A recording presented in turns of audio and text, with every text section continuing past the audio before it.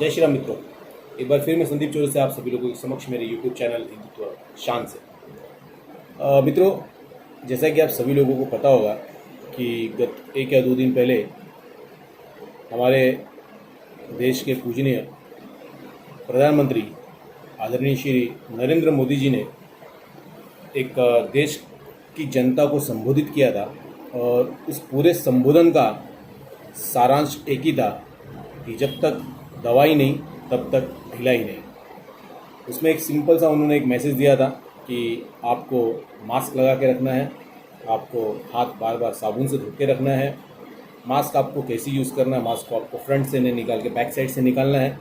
तो काफ़ी अच्छा उन्होंने एक जनता में मैसेज दिया कि अभी भी आपको सोशल डिस्टेंसिंग मेंटेन करके रखनी है, 2 गज की दूरी बहुत है ज़रूरी।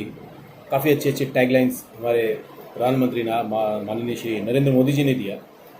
लेकिन दूसरी तरफ आज जिन जिन राज्यों में चुनाव चल रहे हैं, चाहे वो एमपी का बाई इलेक्शन हो, चाहे बिहार का इलेक्शन हो, इन सभी जगहों पर इन सभी चीज़ों की जो धज्जियाँ उड़ाई जा रही हैं वो जनता देख रही है। आज गरीब जनता बाहर निकलने के लिए उनके ऊपर ये सब तरह के कानून लागू होते हैं कि आपको 2 गज की दूरी मेंटेन रखनी है, आपको घर से निकलने के टाइम मास्क लगा के रखना है, आपको सैनिटाइज़र यूज़ करना है। ये बस जनता तक ही निर्धारित है और अगर आप रोड पर बिना मास्क के घूम रहे हैं तो आपके ऊपर पुलिस और प्रशासन तत्काल में कार्रवाई कर देती है, आपको फाइन, आपको चालान सब फट जाता है। लेकिन ये प्रशासन और पुलिस तब कहाँ रहती है जब इस तरह की भव्य रैलियाँ चुनावी क्षेत्रों में बनाई जाती है। मतलब ये तो वही हुआ ना कि जो हमने कहावत सुनी हुई है, सैया भय कोतवाल अब डर काहेगा। मतलब वो मंत्रियों के आश्रय में, वो मंत्रियों के अभयदान में इस तरह के कार्यक्रम होते हैं जहाँ पर बेचारी प्रशासन और पुलिस भी हाथ पर हाथ रख कर बैठी रहती है और वो कुछ नहीं कर पाती। मेरा ये माननीय नरेंद्र मोदी जी से निवेदन है कि जिस तरह एक सभ्य परिवार के लोगों का एक वर्ड रहता था कि पहले अपना घर सुधारो, उसके बाद दूसरे के घरों में सुधारने की कोशिश करो। बीजेपी से खास करके नरेंद्र मोदी जी ने जिन्होंने ये जब तक दवाई नहीं तब तक ढिलाई नहीं वाला जो एक टैगलाइन दिया है, इस सबसे पहले उनकी पार्टियों को इम्प्लीमेंट करना चाहिए।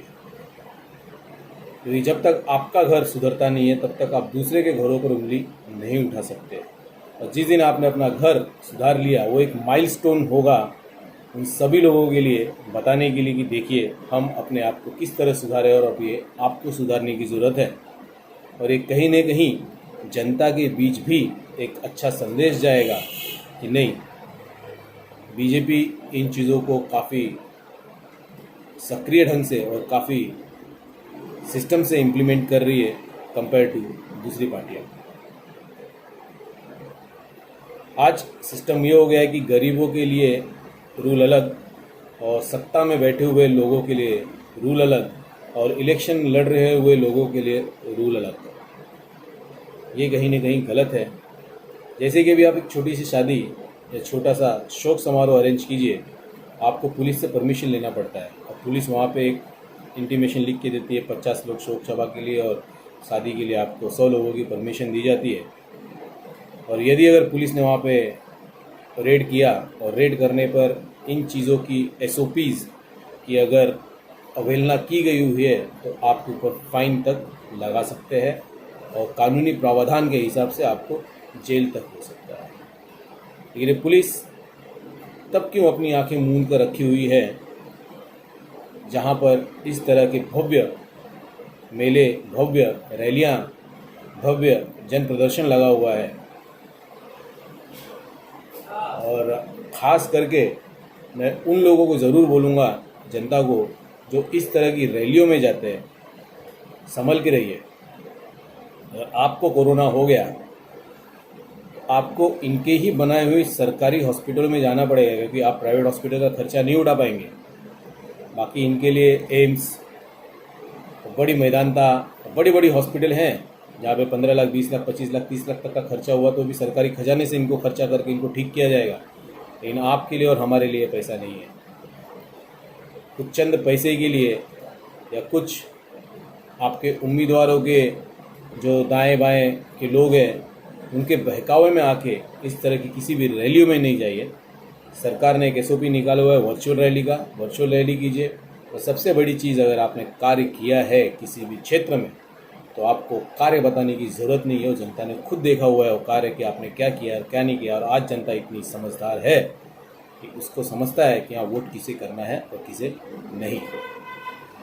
मेरी सभी राजनीतिक पार्टियों से नम्र निवेदन, हाथ जोड़कर अभिनंदन है कि जनता को इस चीज़ों से दूर रखिए। क्योंकि अगर उनके घर बीमारी आ गई तो आप वोट के बाद 10 नवंबर के बाद उनके घर पर दिखने वाले भी नहीं हो। उसके बाद अगले पंचवर्षीय योजनाओं के बाद ही आप उनके घर दिखोगे और उनका हाल समाचार लोगे। तब तक तो आप दिखने वाले नहीं हो।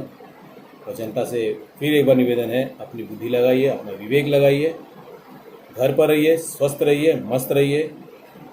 क्योंकि अभी प्रधानमंत्री जी ने भी बोल दिया, जब तक दवाई नहीं तब तक ढिलाई नहीं। बस इसी चीज़ों पर आपका ध्यान रखिए।